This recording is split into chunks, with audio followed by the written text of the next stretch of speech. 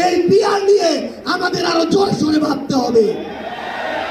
বাংলাদেশের নির্বাচনী সংস্কার নিয়ে নতুন করে আলোচনা শুরু হয়েছে। অন্তর্বর্তীকালীন সরকারের দায়িত্ব নেওয়ার পর নির্বাচন ব্যবস্থা ঢেলে সাজানোর লক্ষ্যে গঠিত হয়েছে একাধিক কমিশন। এরই অংশ হিসেবে বিভিন্ন রাজনৈতিক দল ও বিশ্লেষকরা আনুপাতিক প্রতিনিধিত্বমূলক নির্বাচন ব্যবস্থা বা পিআর পদ্ধতির পক্ষে মত দিচ্ছেন। তবে সবচেয়ে বড় রাজনৈতিক দলের ভিন্ন অবস্থান এই পদ্ধতির বাস্তবায়নে অন্যতম চ্যালেঞ্জ হয়ে দাঁড়িয়েছে।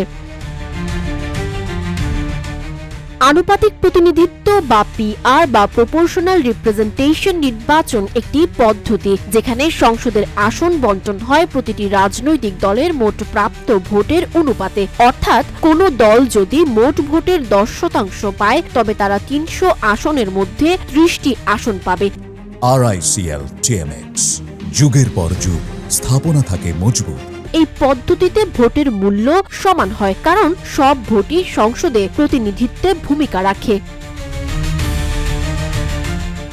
বাংলাদেশে বর্তমানে প্রচলিত ফার্স্ট পাস্ট দ্য পোস্ট পদ্ধতিতে একজন প্রার্থী সবচেয়ে বেশি ভোট পেলেই বিজয়ী হন, এমনকি তা 30% ভোট পেলেও। ফলে বহু ক্ষেত্রে বাকি 70% ভোটের কোনো প্রতিনিধিত্ব থাকে না। বিশেষজ্ঞরা বলছেন এ পদ্ধতিতে স্থানীয় জনপ্রিয়তা কাজে লাগিয়ে একটি দল একচ্ছত্র ক্ষমতায় যেতে পারে, যা স্বৈরতন্ত্রের ঝুঁকি তৈরি করে।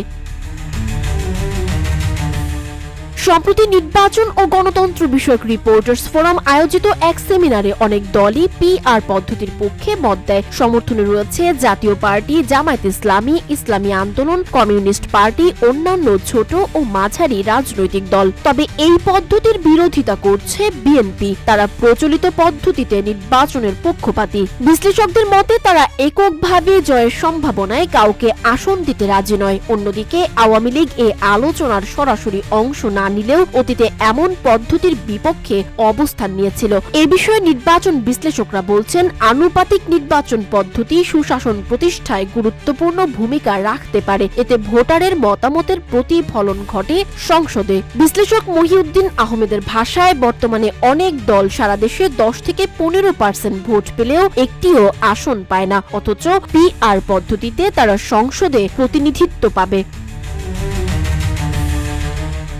বিশ্বের 91টি দেশে আনুপাতিক প্রতিনিধিত্ব পদ্ধতি চালু আছে। দক্ষিণ এশিয়ার 2টি দেশ সহ ইউরোপ ও উন্নত বিশ্বের অনেক দেশেই এ পদ্ধতিতে নির্বাচন হয়। নেপালের উদাহরণ টেনে বিশ্লেষকরা বলছেন রাজতন্ত্র পতনের পর গণতন্ত্র রক্ষায় পিআর পদ্ধতি গুরুত্বপূর্ণ ভূমিকা রেখেছে।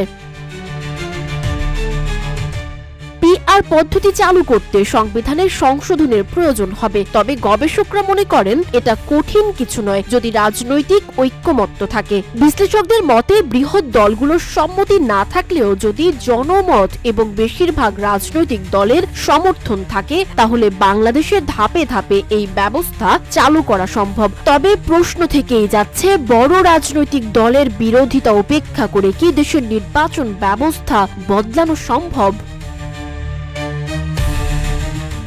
সানজিদা আফরিন, সোনিয়া, রূপালী, বাংলাদেশ।